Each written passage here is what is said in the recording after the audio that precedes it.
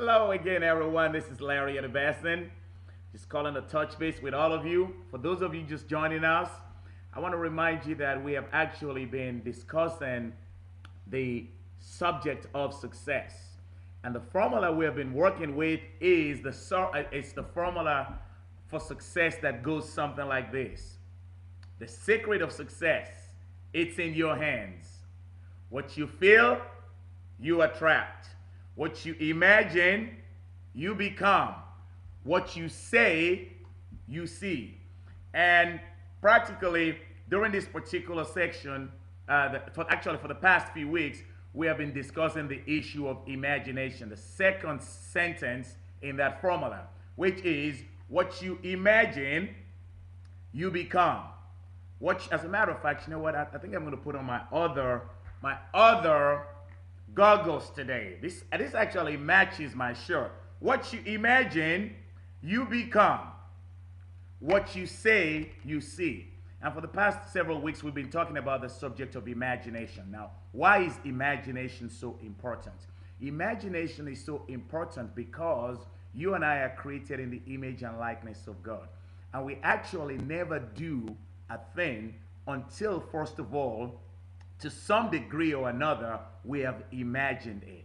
And that's why we have been studying this subject of imagination. Here's a quotation I want to share with you today. It's by William Somerset Maugham. And it goes something like this. Imagination grows by exercise, and contrary to common belief, is more powerful in the mature than in the young. So you know what? When you get older and the body is not as strong as it used to be, put your imagination to work for you. I just want to share with all of us today, what challenges, what obstacles, what concerns do you have? What is going well in your life that you'd like to see go better? What is not going well that you'd like to see go well? Put your imagination to work. How would you like to see it? If you're facing a particular problem, then ask yourself this simple question. What has to happen in order for this problem to be resolved? Or better yet, ask yourself this question. What is the opposite of what I am looking at?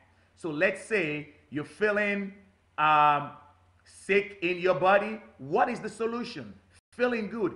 Then go back in your memory to a time when you felt very, very good. And you'll realize that just in case you have some ache or you have some part of your body that is not functioning well, you will remember that in the past when you felt really good, you didn't even have to think about that particular area of your life. If it's your bank account that's low, think about a time in the past when you had an abundance of money.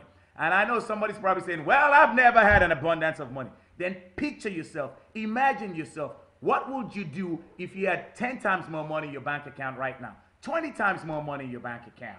If it's an employment situation, think about the time you had a job you really liked. And if you've never had a job you really like, create it. That is what your imagination is for. Create, I think it was, I don't even remember the name of this engineer, but one of the Charles Kettering, he said, the best way to invent,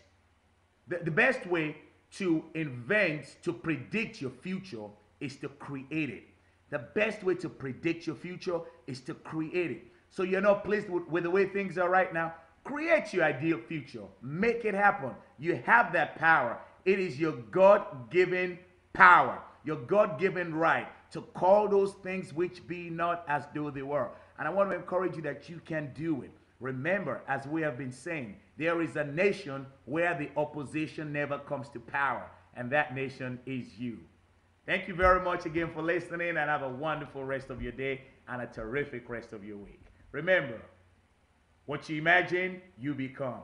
So make it a point to imagine what you desire. Ciao.